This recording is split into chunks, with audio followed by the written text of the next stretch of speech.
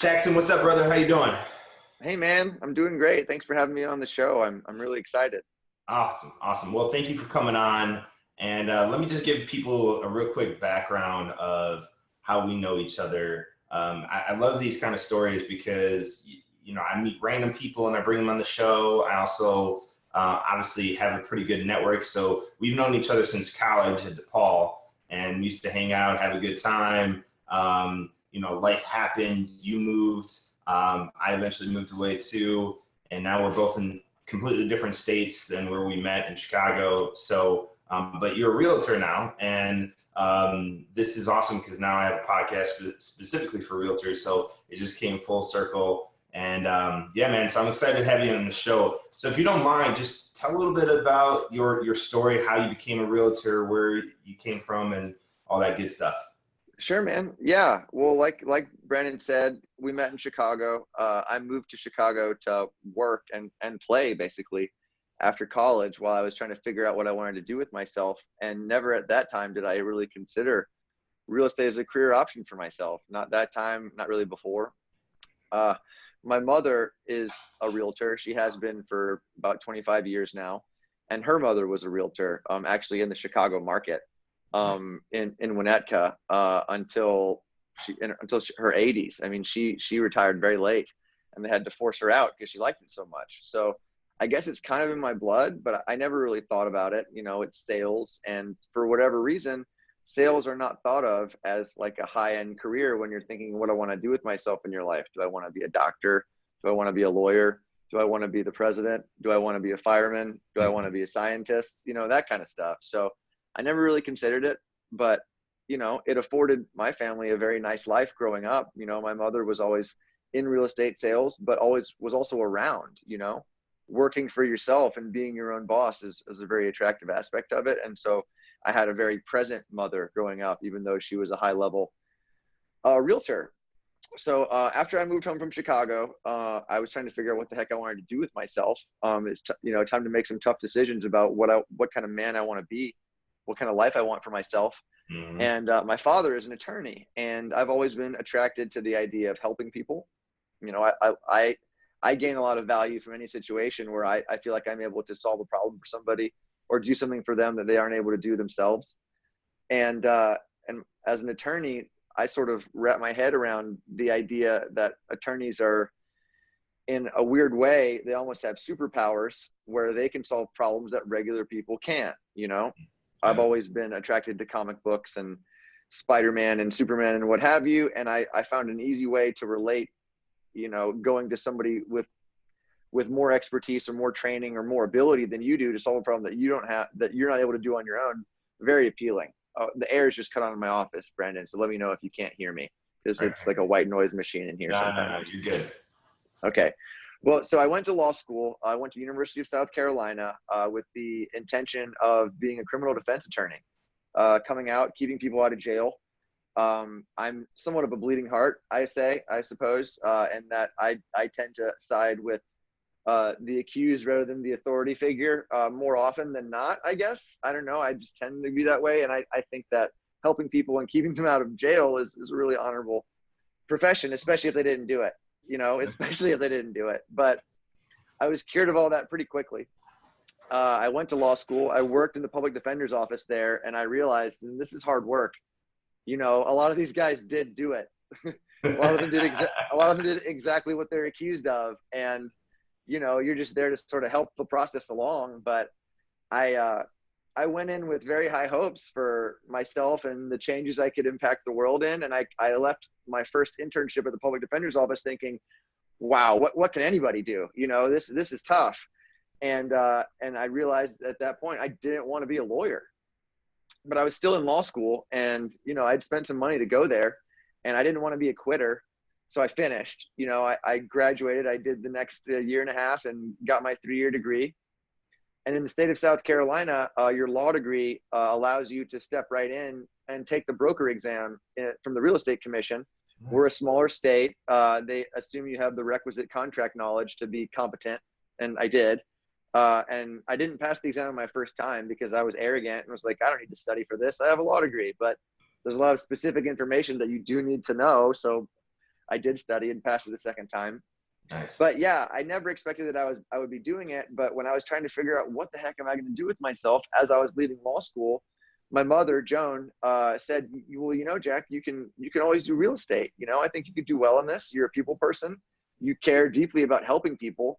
And in a corny kind of way, but it's actually really not corny. I mean, realtors do help people. You really do help people. Where you're gonna lay your head, what you're gonna do in your morning routine for the next 5 to 7 years, which is the average time that an American owns their house for. Those are all really important decisions for people that affect their life literally on a day-to-day basis. And, I mean, sometimes it's very easy and the role of a realtor is minimal, but sometimes it's very tough. And the role of a realtor can be multifaceted, from just opening the door and getting them in the house to being emotional support. There's a lot of handholding in this business.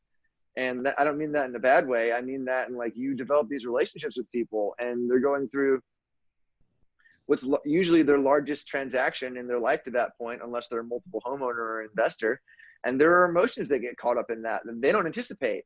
And sometimes we don't even anticipate. And I mean, I like that aspect of it. It forms close-knit relationships, and I value that. And I value being able to provide value to other people. So that's a long, rambling answer of the way that I got into real estate. And I guess also a little bit of why I like it too. Yeah, that's awesome, man. And you're absolutely right. I mean, like, might sound kind of cheesy, but it is, you're helping a lot of people. And like you said, it's one of the biggest financial decisions most people will make in their entire life. So, I mean, they need a professional like you. I think it's funny when you see, and it just goes to the testament of what a realtor really does. Like, I know a lot of people, especially like nowadays, the stigma is like, oh, I don't want to pay that commission. It's too much money. They don't really do anything. Well, like, companies like Redfin try to eliminate realtors from the entire process. And they quickly realized that's not going to work, because as much as these people want to do stuff or they don't want to pay the commissions, they don't know contracts. They don't know how to do all this shit. And it's way too much. I mean, there's a reason why a realtor has to get licensed. Especially, and then also, like, there's another test for brokers. There's reasons for these things, and there's regulations and why they have to get you, CE credits. I mean, it's no different than what a lawyer essentially goes through. I wish the barrier to entry was higher.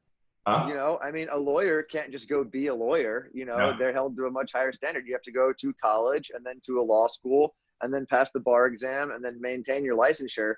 If I had a problem with the real estate industry, it would be that the barrier to entry is too low. It's too easy to be a realtor. Yeah. And that's great. That's an opportunity for a lot of people on one hand that might be shut out of the ability to go to college or the ability to go to law school or whatever. They can still make a great life for themselves and help a lot of people just by virtue of having a GED and a pulse and being able to pass the realtor license exam. I'm not saying that should go away, but I think that some of the problems in the industry do come from the fact that it's very easy to get into real estate. And we do have fiduciary duty to our clients. But if you look at the other people that are advising clients on matters of this importance, your financial advisors, your lawyers, things like that, they're held to a much higher licensing standard than we are in terms of the education they have to have before they get there. And we're doing a lot of the same type of work. So we're not advising people on legal cases, but the value of the things at stake can be similar, if not even higher sometimes. So I'm a big proponent of more education, more training. I think that reduces liability everywhere. And we try to hire like that in our office. We want to hire somebody smarter than the average bear or smarter than the average realtor to save ourselves trouble, Yeah, it makes a lot of sense. I mean, I think you're spot on when you say, it needs to be more regulated, because, I mean, you look at it like there's 1.38 million realtors or something like that now. And the average realtor makes like $40,000 a year, which is pretty much like, what is that, like $1 million in transactions for an entire year? And depending on where you are, depending on what your commission rate is, Yeah. I think about 80% of the business is probably done by 20% of the people. The 80-20 rule applies everywhere, but in real estate, I think it's more like 70% of the business is done by 3% of the realtors, so the people that are really good at it are really good at it. Yeah. And everybody else just wants a piece of the pie. And there's a lot of money at stake in real estate commissions, and that's why you've got people like your Redfins and your other tech companies kind of chipping away at it because they want some of that revenue. But even with Redfin, like you just mentioned, the article came out on Monday that they're trying to, let buyers buy homes directly from their website. That actually wasn't completely true. It was a mischaracterization by Inman. And so the owner of Redfin had to write a letter to all of his agents saying, hey, this isn't the case. We're not trying to eliminate our agents. We value their agents are their people, So I don't know how you can have a company with no people in it, but no, it's hard, man. Discount providers will always be there because there will always be people in the world. And I tell people this about real estate all the time. Everybody has to live somewhere, regardless of whether they're sane or crazy, good or evil, tall or short or whatever. I mean, everybody has to have a house, Yeah. And so you're going to see all kinds. And with that, you're going to encounter people that think they're smarter than you, that think that your job is easy, that you're overpaid. And that's fine. Those people are welcome to use other services, discount services. If they feel they're getting the appropriate amount of value for it, more power to them. Our niche is not that niche, and that's fine for us too. Yeah, but the age-old saying goes down to you pay for what you get. So exactly, you go discount, you're gonna feel that discount at some point through the process. And maybe you're a sophisticated consumer and you can get by with that discount because you've got the skill or whatever. But oftentimes, yes. I mean, look at for sale by owners. 85%, I think, of for sale by owners actually transact with an agent when it all is said and done. Oh, yeah. Either on the buyer side or the seller side, just because it's hard. You don't want to get sued. You want somebody that knows what they're doing to prevent you from getting sued. Absolutely. I think a great analogy or just an example is like, some of the most wealthiest, smartest people in the world still use realtors. And if those people are using them, why wouldn't everyone else want to use them? Because there's a reason. Like, if they're wealthy and they're smart, don't you think they could handle doing some of the stuff? No, probably not. And they know that, so they handed it over to someone who can handle it. Yeah, maybe they could do it, but it takes time. It takes energy. It takes emotional investment. One of the things that people hate to do is they hate to negotiate. Some people might enjoy it like as a sport, but when you're actually in it and you have something at stake, it's exhausting. Yeah. It takes a lot out of you. So it's nice to have a proxy. If you need to be mean in your negotiation, it's helpful to have somebody else go be mean for you. Or not necessarily mean, just strict. Hey, I need you to vigorously defend my interests and I don't want to do it. So I'm paying you to do it. So that's what you go do. Absolutely. It's all about the client, It is. I love that. And so that's a great segue, just going into like, what are you doing? And we talked about this a little bit, but what are you doing with the agency and just client services in general? So I work for a Sotheby's International Realty affiliate in Greenville, South Carolina. I am the broker in charge. So I'm actually non-compete. So I don't have my own book of business anymore. I did. I sold. I was the number 2 agent in our company for a while, actually before we affiliated in Sotheby's. And when we did that, we wanted to make sure people didn't think that we were a family company. Joan Herlong, my mother's name is on the sign. And if they look at this, and she was the number 1 agent in Greenville for 6 of the last 8 years. And so if you look at the roster and you see Joan Herlong 1, Jackson Herlong 2, if you're an ambitious agent, you might think, well, where do I fit in? Am I ever going to be more than 3? And we didn't want that. Yes, it's a family company, but it's not a family company in that we get any different treatment because we're family. So now I'm the BIC, broker in charge. I'm non-compete. My role is to empower my agents. Not every broker in our market is non-compete. In fact, most aren't. We view it as a recruiting tool. Joan, our top agent, is not the broker in charge. She has her own book of business. She is busy serving her own clients. So oftentimes, because she has such a big book of business, if she needs to be confidential in a situation, there can be conflicts. Hey, I have clients, Joan, because I'm a new agent in your company that might want to buy your $1 million listing, but I need to talk to you about what might need to happen. That could be a conflict, where she can't advise one person because her interest is with the other person. But that's where I step in because my interest is to the company. Sure. So I can be sort of that go-between, where I can advise them. I can help them. I also coach them. I keep them accountable. Nice. I require them to set audacious goals. I say, what do you think you can sell this year? And then let's add some money on top of that and let's make that our crazy goal. I think that's very important because if your goal is just selling as much real estate as I can, then you can make an argument that you've done whatever you need to do every day. even if you're lazy. Well, that's all I can do. I've done as much as I can. But if you have a number goal, I need to sell $6 million of real estate this year. I need to sell $12 million of real estate this year. Then you can keep yourself grounded and say, well, what have I done today to get myself to that goal? I've got X amount of dollars right now in pending closings. I've got a couple clients looking in this business, but what do I need to do next? You don't just work in your business, you work on your business. You grow it. You think about where the next business is coming from. And so I spend my time with our agents, and our agents trend younger and trend newer.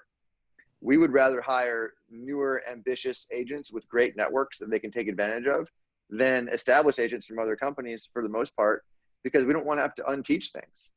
We have a really specific way of doing things here.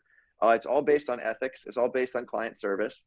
And for whatever reason, I could only speculate on this, but real estate has become a very me kind of business in a lot of ways, where you can think you're pretty cool, you're pretty important because you're selling a lot of business, you're selling a lot of real estate. You can get a show on HGTV sometimes, if you're cool enough and you're important enough, you can make people think that you're this big celebrity, but it's not about you. That drives me crazy. It's about the client, and if you're elevating yourself over them, then I don't know that you're serving them directly or serving them as well as you can. When you sign an agency agreement for me or for our company, really, I view it as you become an extension of somebody else's will. Your interests are left at the door. You don't have any interest in this deal closing or not closing because you haven't already spent that commission money in your head, because it's not about you. It's about the client. Is the deal going to close? Is the deal not going to close? Doesn't matter. Is the client happy? If it's not going to close, are they happy with that? If it is going to close, are they happy with that? Did you do right by them? So we try to always bring it back to that. Serve the client, only serve the client, and only serve people who have signed agreements with you and understand what that means, because it's a two-way agreement. I'm your agent, you're my client, and we're loyal to each other. And somebody that doesn't understand that and calls me up on the weekends like, hey, congratulate me, I bought a house from a builder. I'm like, what? Okay, congratulations, good luck. You know what I mean? Somebody that doesn't understand that is not somebody that we want to be working with in the first place anyway. So we don't expect a lot of our clients, but we give all of ourselves. Sure. Our interests are subrogated completely. Our interest is simply in making the client happy and then having a good life, getting your commission income, growing your business. That all comes from that. Yeah. So if you put the client first, if that's your only concern, everything else will come. It really will. And Absolutely. Your reputation is your biggest asset in real estate, and people are your best marketing tool. Somebody that says, oh, hey, I'm thinking about selling my house, and somebody that says, oh my God, you got to call Jack Herlong. You're doing yourself a favor if you call Jack Herlong, and you're selling yourself short if you don't. That's better marketing than you can buy. You can't buy that, No. If you pay somebody to say that, people are going to understand that, Yeah. Even the most unsophisticated consumer in the world knows when they're being sold a bill of goods, and they don't like it. They like passionately recommended. They like genuine. They like relationships. So that's what we focus on. So with that said, and I love that. I love putting the client first, worrying about the reputation, building up a more of a word of mouth marketing approach than anything else, and a strong reputation. What's the sales process look like when you're teaching these newer agents? Is it consultative? How do you approach that situation? Well, a lot of times a rank beginner will have trouble, gaining influence in any market, even if they're from here, even if they've grown up their whole life here, because somebody will say, well, I like you and I like your ambition, but I'm worried that you're going to not do everything right. Or you're going to forget something because I don't want to be your first, I want to be your 100th house. I want to know that you are doing it right. Yeah. And so we have two brands. We have the Sotheby's International Realty brand, which is a great brand. We also have the Joan Herlong brand, who's my mother, who is also a great brand. And since we're small, we have about 25 agents. We've fluctuated a little bit with people coming and going. And we've only let people go for quality control reasons. And that's it, culture fits, things like that. But we don't recruit actively. We sort of attract agents. If you want to come work for us, we're interested in talking to you, but we're not out there pounding the pavement. But so what the process goes, if you're a new agent or your first year with the company, you have what's called unfiltered access to Joan. She's not going to answer the phone every time you call, but she will call you back. So if you have a question about how to do anything, you've got Greenville's #1 realtor over the past 8 years in your corner, not just saying, oh, do this, do that, whatever, you might try that. She's invested in your success. We don't charge marketing fees. We don't charge desk fees to our agents. A lot of Wow. people do that because they make money regardless of whether or not those people are selling. Yeah. And there's a certain kind of agent that really doesn't want to sell, maybe more than what will just come to them naturally. Like you said, 2, 3, 4, 5, 6 deals a year, $40,000 gross commission income. That's an average agent. That's fine if that's what you want to be. Yeah. But, a lot of companies will make money because they have a lot of average agents. Their average agents enjoy belonging to something. So they'll go to the office, maybe 10:30 in the morning, check their Facebook, send a couple emails, start looking around about 11:30, say, yo, I want to go get some lunch. I'm in the South, remember? So I'm in the Yeah. South. I get it. And then they'll go get lunch, and they might come back to the office at 1, check email again, and then go home. And that's their day. You know what I mean? And that's the day for a lot of agents. And we don't want to encourage that. I mean, if you're happy doing the business that you're doing, we're happy for you. You know what I mean? We're not like saying, oh, you got to sell $1 million. You can sell $2 million. You can sell $3 million. No, we're happy with you to be happy. But I do encourage them to set goals. And by not charging them marketing fees, by not charging them desk fees, we empower them to do that on their own. And we make it clear, we only make money when you make money, so it doesn't do anybody any good if you're just hanging out here, not Yeah. selling anything, Let's go out there and let's sell. Let's find, where's your next deal coming from? I'll go with you on the listing appointment if you need help, I'll show you how to use all the really awesome bells and whistles that Sotheby's provides us that you pay for with your split, Yeah. We do everything in our power to empower agents completely. We trust our agents. Our agents are not average agents. We won't hire just anybody. We say not everybody is a Sotheby's agent. Not everybody is a Joan Herlong Associates agent. And that's okay. Yeah. Not everybody wants to work with us either. And that's okay too. But the agents that we have, we trust. We trust completely. We trust implicitly. We empower them to be the best version of themselves that they can be, to run their own marketing if they want to do that. Yeah. It's all within the Sotheby's branding, within the Sotheby's quality control. So there's, some really strict things that are in place for that make us and the brand, always knowing that it's going to be high quality, whatever it is. And then within those guidelines, go do you, go find your niche, go find your personality. We always say niches get riches, and you gotta find your niche and find where you fit in. Thank I you. was just talking with a friend of mine who is thinking about joining real estate, and he's really into luxury motorcycles. He's like, how can I make that my niche? I said, have a meetup, throw a party, throw a Ducati and BMW motorcycle event where people come and show off their motorcycles and they talk about their motorcycles and they're happy to do it and they talk to other people about it. And yet everybody knows that you're the guy that sponsored it. You're going to get their trust and they're going to call you when it's time to buy or sell because they like you. Yeah. Everybody knows like probably 10 realtors, probably more. Absolutely. So you're competing with those people every day, whether or not it's time to list or sell. You want to be top of mind. You want to be thought of as the person that can provide value, whether you're just going out to dinner with somebody or whether they're asking you to list their house. Are you some corny guy that's only talking about real estate all the time? Or are you a well-rounded person that people like being around? That's the kind of people that we want working for us. People that attract business, Yeah. That's great, man. I love it. When it comes to so you guys don't charge for marketing, you don't charge for desk fees, and you're obviously very selective in who you bring onto the team. So what are some qualities of the people that you look for when you bring them on? Well, it's malleable. I mean, anybody can be a good agent. You don't have to be a great people person. I like to tell to people that I'm such a freaking talker that I could monologue all day about whatever, but that turns people off. You have to be self-aware, That's a key quality, I would say, self-awareness. You have to know who you are. You have to know what you're good at, and you have to know what you're weak at, and you have to be committed and willing to work on those things. Sure.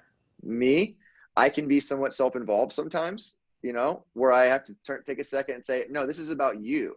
And so in my professional life, I'm thinking about that all the time. That's my professional self. What are you doing? I'm interested in your life, in your family, your occupation, your recreation, your dreams, those things, rather than talk about myself. I want you to talk about yourself. And that's because I'm self-aware.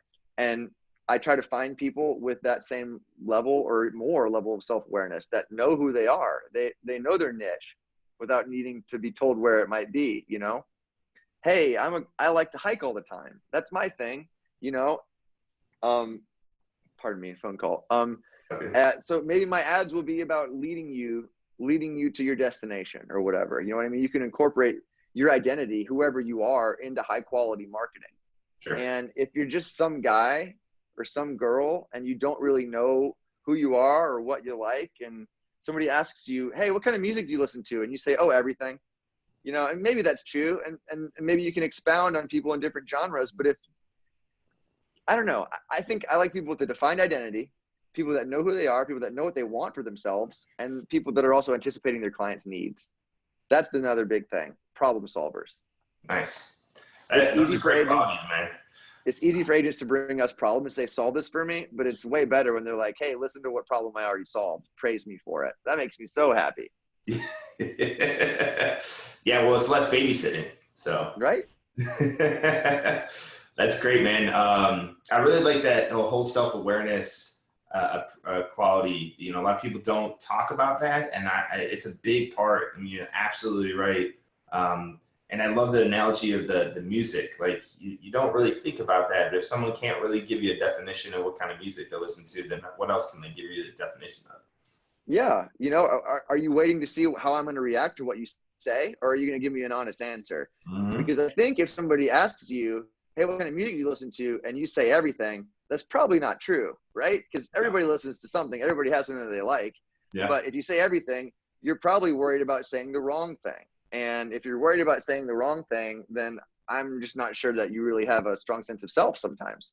That's a tough metaphor, because I don't just ask everybody, hey, what kind of music do you like? And I don't talk to them if they say everything, you know what I mean? But it's illustrative in that, like, be yourself, you know, don't be afraid to say, I love country music. I like to tell people that my favorite things, like media, shows, brands of clothing or whatever, my favorite things come passionately recommended. When somebody's like, oh, Jack, I saw this movie, you got to watch it. You're going to love it. Because that means somebody thought of me and they applied their own taste to me. And even if I don't like it, I'll still watch it, and I'll come back to them about it and say, hey, I watched that movie. It was great. Or, hey, I watched that movie. Oh, it sucked. I can't believe you thought about me. Why did you think about me? And we'll talk about it or whatever. But I think taste is important, you know, and taste is part of self-awareness. You have to know what you like. You have to know why you like it, you know, and sometimes it can just be, I just do. But I mean, I think there's deeper questions that you can answer there if you delve in. Yeah. Why do I like this? Why do I like that? What does it say about me? Yeah, you're absolutely right, man. I love that. That's great. So just to wrap it up, we're hit around the 30-minute mark. So if people want to connect with you, talk to you, maybe bounce some ideas, maybe they're in the area and they want to be a realtor and work with you, how can they contact you? Well, you can find me at our website. It's www.jha-sotheby'srealty.com. That's SOTHEBYS. I assume your audience knows how to spell it, but oftentimes people don't. They haven't heard of it sometimes. Sotheby's is an auction house brand. Our company licenses the name from it. They have for a long time. But yeah, I've got that. You can go on my Facebook page, facebook.com/actionjackson2. It's for me personally. I'm an active social media user in my personal life. I try not to post about real estate because I find that people don't care. I try to post things that people are interested about and inspire people to think or take action. I try to be conscious of what kind of value I can provide to anybody's experience. If you're going to scroll through your phone anyway, why not enjoy it, you know? So that's what I do. And I also have a podcast too, that I'll get you on one of these days. It's called the Parlor Podcast. It's a lot like this, where it's a video podcast, and then we put out an audio version as well. Nice. We're three episodes in. You can find us on Facebook at www.facebook.com/theparlorpodcast. Same thing at Instagram, the Parlor Pod, not podcast. We've had 3 episodes so far. I intend to have an episode every 2 weeks for the upcoming future. It's an interview-based podcast. It's not necessarily real estate focused. Okay. Our audience is, like I said earlier, everybody has to live somewhere. So our audience is everybody, or it can be, and those people aren't necessarily just interested in real estate. So there's a real estate bend. We'll talk about luxury homes or construction, or maybe Sotheby's agents from different markets talking about their market to a Greenville audience, or I describe the Greenville market to their audience. But it's malleable. I'm trying to be like Larry King, where I just have people have to ask interesting questions to whoever comes on and make it interesting to anybody that wants to watch. That's awesome, man. Yeah. I love it. So one last question. Who inspires you? Who inspires me? Gosh, it's different every day. Lately, I've been thinking a lot about the author, Joseph Heller. He wrote Catch-22. That's coming out on Hulu next week as a show. I'm really excited about it. It's one of my favorite books. If you're not familiar with it, Catch-22 it's a book about World War II. It's a satire. It's about how sort of absurd modern life is and how absurd bureaucracy is. And one of the Catch-22 itself is a catch. Like, what's the catch? This is the catch. If you're a pilot, you can't fly if you're crazy. So people try to claim that they're crazy all the time to get out of being shot at. But if you understand that going up into the sky and being shot at on purpose is crazy, then by definition, you're actually sane. So by pretending to be crazy and not wanting to do it, then you're showing them that actually you're eminently rational and you don't get to get out of it. They say, that's some catch, that Catch-22. It's the best catch there is. So it's going to be a really absurd show. It's going to be funny. It's going to be biting, I think. It has a lot to say about our our perpetual political state where people don't say what they mean. Mendacity is all over the place. And, people manipulate people sometimes as well by appealing to their baser instincts. So right now, that's what I'm thinking about. Let's see. Who else am I inspired by lately? Let's see. What's his name? Oh, my God. It's escaping me. The old CEO of GM. Jack Welch? Yes, Jack Welch. Yeah. If you don't have a competitive advantage, don't compete. If you're not trying to win, what are you even doing? So that motivates me as well. Be the best you can be every day. And by the virtue of doing that, you'll inspire other people to be the best of them. You have the best company and yada, yada. I could go on all day about who inspires me. That's an open-ended question for me. Good, man. Well, it's better. A lot of people, some people struggle with that. So, it's part of knowing yourself, Yes. Perfect, man. So again, I'll put in all the links in the show notes for everybody. And dude, thank you so much again for coming on. I really appreciate it. This was awesome. I've really enjoyed it, Brandon. Thanks for reaching out, man. I appreciate the opportunity. And we need to find a way to hang out sometime soon, man. It's been far too long. Absolutely. One of these days when I make it out there, if you ever come to Austin, you can let me know. We'll go grab some beer or something like that. If I come and I talk to one person about real estate for 5 minutes, it's a work trip. So we can find a way to make that happen. Oh, absolutely, my friend. We can. Cool.